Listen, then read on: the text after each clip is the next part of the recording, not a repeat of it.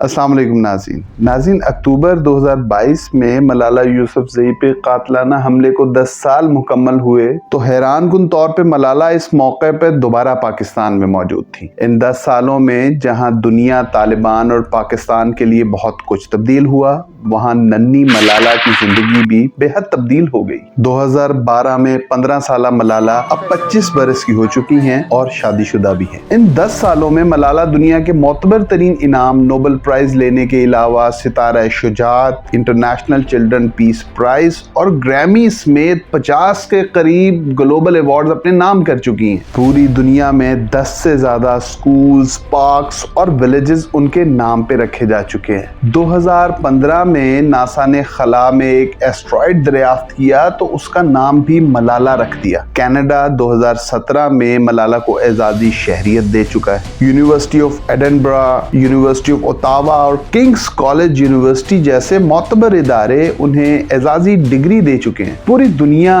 मलाला की बहादुरी की मोतरफ है सिवाय एक मुल्क के। बदकिस्मती से ये वही मुल्क है जहां वो पैदा हुई और जिसने उन्हें शनाख्त दी। 2015 में मलाला की ऑटोबायोग्राफी आई एम मलाला शाया हुई और दुनिया के बेशतर ममालिक में बेस्ट सेलर रही, लेकिन पाकिस्तान में all Pakistan private schools federation ने इस किताब को तमाम प्राइवेट स्कूल्स में बैन कर दिया। बल्कि तंजीम के सदर मिर्जा काशिफ अली ने अपनी किताब आई एम नॉट मलाला इसके मुकाबले में शाया कर दी। उन्होंने अपनी किताब में मलाला पे औरतों की तालीम के बहाने पाक आर्मी पर तनकीद करने का इल्जाम लगाया। मलाला के वालिद ज़ियाउद्दीन यूसुफ़ज़ई पे डबल एजेंट होने का इल्जाम लगाया। उन्होंने लिखा कि मलाला फंड दरअसल सेकुलर तालीम फैलाने का बहाना है और सोने पे सुहागा उन्होंने एंटी मलाला डे भी मनाने का ऐलान कर दिया। फिर बहाने बहाने से अखबारात, सोशल मीडिया और टीवी पे ये कहा जाने लगा कि मलाला मगरिब और CIA की एजेंट है, जिनके वालिद ने उन्हें पॉपुलर बनाने के लिए उन पे हमले का ड्रामा रचाया। ये जाने बगैर कि मलाला को मारने का प्लान तालिबान ने एक जिरगे में मुश्तरका तौर पर बनाया था। इसके अलावा उन्हें कत्ल करने से पहले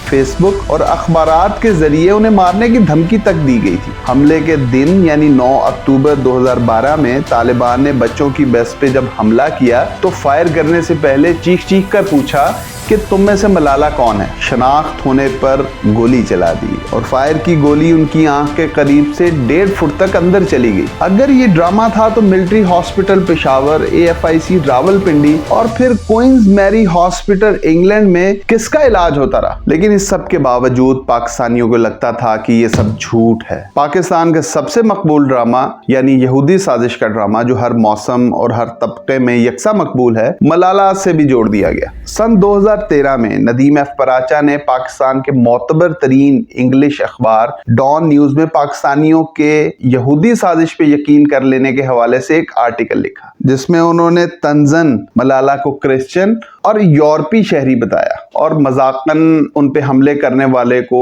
इटली का शहरी बता दिया। उनका मकसद उन लोगों का मजाक उड़ाना था जो मलाला को मगरिब का एजेंट बनाने पर तुले हुए थे। हैरान हो लीजिए क्योंकि लोगों ने उनके आर्टिकल में लिखी बातों को भी सच मान लिया। हत्ता कि डॉन न्यूज को लिखना पड़ा कि ये आर्टिकल फिक्शनल है और बस मजाकन लिखा गया है। लेकिन पाकिस्तानियों की मलाला पर तनकीद अगर हकीकत की आंख से देखी जाए तो पाकिस्तानियों का मलाला से इख्तलाफ इन चंद सवालों पर ही तो मुश्तमिल है। यानी मलाला में ऐसी क्या खास बात है जबकि बहुत से और बच्चे मलाला से भी ज्यादा तकलीफ से गुजरे। मलाला ने पाकिस्तान के लिए आज तक किया क्या है? मलाला को दुनिया में इतनी पजीराई क्यों मिली कि नोबेल इनाम तक दे दिया गया? अगर मलाला को पाकिस्तान की इतनी ही फिक्र है तो पाकिस्तान मलाला वापस क्यों नहीं आ जाती? और आखिर में बस ये कि मलाला पे हमला झूठ था। पूरी दुनिया हैरान और परेशान थी कि पाकिस्तान की बच्ची जिसे पाकिस्तान में ही मौजूद दहशतगर्दों ने मारा, वही पाकिस्तानियों को नापसंद क्यों है? जहां पाकिस्तान में मलाला का एक खास इमेज बनाने वालों की प्लानिंग शामिल थी, वहीं कुछ गलतियां मलाला और उनकी फैमिली से भी हुई। मलाला सिर्फ पाकिस्तान की वन साइडेड तस्वीर दिखाती हैं। उनकी बातें सुन के लगता है कि शायद पाकिस्तान में एक भी लड़की पढ़ नहीं सकती। ये बात वो सवात पे 2012 के तालिबान कब्जे के हवाले से तो शायद ठीक कहती होंगी। उस वक्त वाकई सवात में ऐसा ही था, यानी लड़कियों का स्कूल कॉलेज जाना बेहद मुश्किल था। लेकिन लाहौर, कराची, इस्लामाबाद और बहुत से शहरों में बच्चियां बड़ी हिफाजत से और आराम से स्कूल जाती हैं। मगरिब के वो गोरे जो कभी पाकिस्तान आकर पढ़े नहीं या उन्होंने पाकिस्तान का विजिट नहीं किया, मलाला की बातें सुन के समझते हैं कि शायद पूरा पाकिस्तान ही उस वक्त के सवाद जैसा है जहां कोई लड़की स्कूल जा ही नहीं सकती। इसके अलावा मलाला के वालिद का मलाला के ऊपर बेहद असर है। बहुत से पाकिस्तानियों को लगता है कि शायद मलाला अपने वालिद के शहर में इतनी गिरफ्तार थी कि ये सब कुछ उनके कहने पर किया। इसीलिए पाकिस्तानी लोग शायद 15 साल बच्ची से ज्यादा उनके वालिद को टारगेट करते रहे। उनको डबल एजेंट कहा जाता रहा या मगरिब का गुलाम कहा जाता रहा। लेकिन उनके वालिद ने कभी भी इस मामले को उस तरह से एक्सप्लेन नहीं किया जैसे करना चाहिए था। चुनाचे जो गलतफहमी पैदा हुई थी वो मजीद बढ़ती चली गई। मलाला पर हमला हुआ तो उन्हें मेडिकल ट्रीटमेंट दिया गया, मास्टर डिग्री मिल गई और फिर नोबेल प्राइज मिल गया।